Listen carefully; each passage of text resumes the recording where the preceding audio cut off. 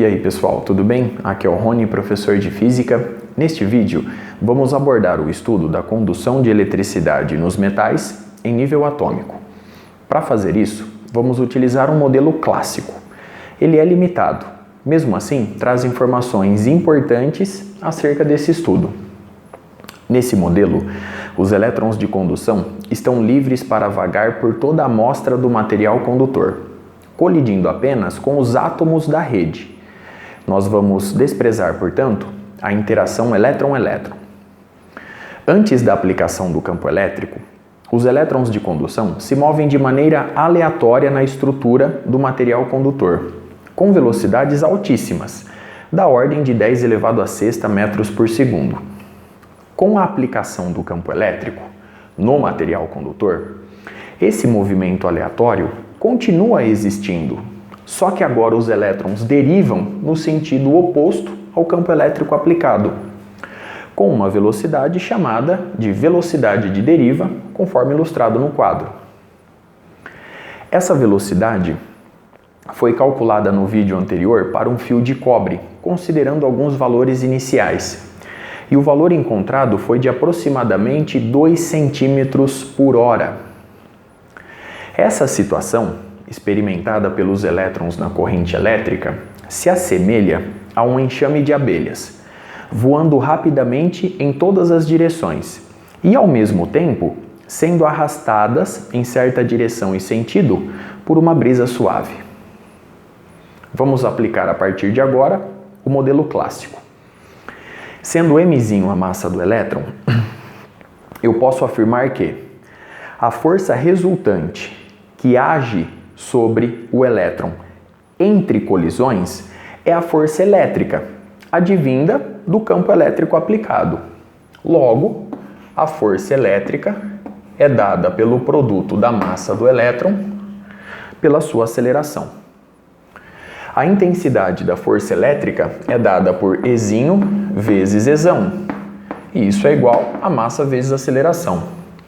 Ezinho é a carga elétrica elementar e Ezão é a intensidade do campo elétrico.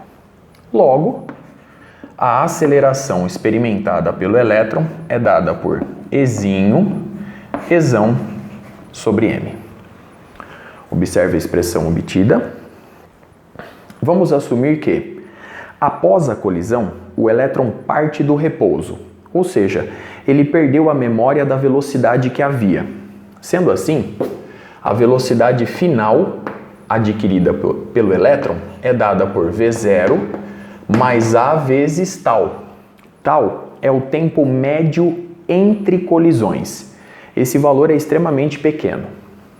Bom, sendo V0 igual a zero, a velocidade final do elétron é dada pela aceleração vezes o tempo médio entre colisões. Isso nos dá Ezinho, Ezão, tal sobre mzinho. Observe a expressão obtida.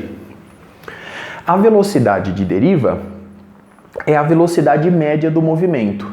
Nesse modelo clássico, a velocidade média é igual à média aritmética das velocidades, portanto, V0 mais V sobre 2. Sendo V0 igual a zero, a velocidade de deriva é V sobre 2. Logo, VD é igual a Ezinho, Ezão vezes o tempo médio entre colisões sobre 2mzinho. Observe mais uma vez a expressão obtida. O módulo do vetor densidade de corrente, representado por J, é igual ao número de elétrons de condução por unidade de volume, vezes a carga elétrica elementar em módulo, vezes a velocidade de deriva. Essa expressão foi utilizada no vídeo anterior. Substituindo a velocidade de deriva nessa expressão, obtemos J igual a N vezes E vezes Ezinho, Ezão, tempo médio entre colisões, sobre 2mzinho. Logo, o módulo do vetor densidade de corrente é igual a Nzinho E quadrado tal sobre 2m vezes a intensidade do campo elétrico. Esse termo, entre parênteses, é justamente a condutividade elétrica do material condutor. Logo, sigma é igual a Nzinho, o número de elétrons de condução por unidade de volume, vezes a carga elétrica elementar ao quadrado, vezes o tempo médio entre colisões, sobre o dobro da massa do elétron.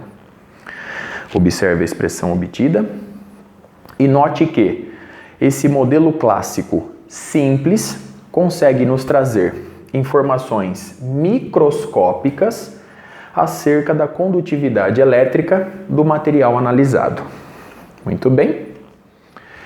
Para obedecer à lei de Ohm, a condutividade elétrica do material não deve depender do campo elétrico aplicado. Sendo Nzinho, Ezinho e Mzinho constantes nessa expressão para um específico material condutor, vemos que a condutividade elétrica depende do tempo médio entre colisões.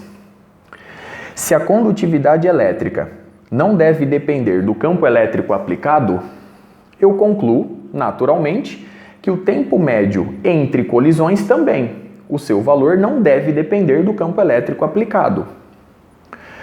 Como a velocidade de deriva, já calculada anteriormente, é muitíssimo menor do que a velocidade dos elétrons em seu movimento aleatório, nós podemos afirmar que o tempo médio entre colisões praticamente não se altera com a aplicação do campo elétrico, pois, eu reforço, a velocidade de deriva adquirida pelos elétrons é muitíssimo menor do que a velocidade dos elétrons em seu movimento aleatório. Velocidade esta que é responsável pelas colisões dos elétrons com os átomos da rede. É por isso que muitos materiais obedecem à lei de Ohm com muito boa aproximação. A partir dessas duas expressões, recuperamos a expressão já vista por nós em vídeos anteriores. O vetor J é igual à condutividade elétrica sigma vezes o vetor campo elétrico aplicado. Com isso, eu encerro este vídeo. No próximo, nós vamos continuar analisando a condução de eletricidade nos diversos materiais a partir dessa expressão. Até a próxima!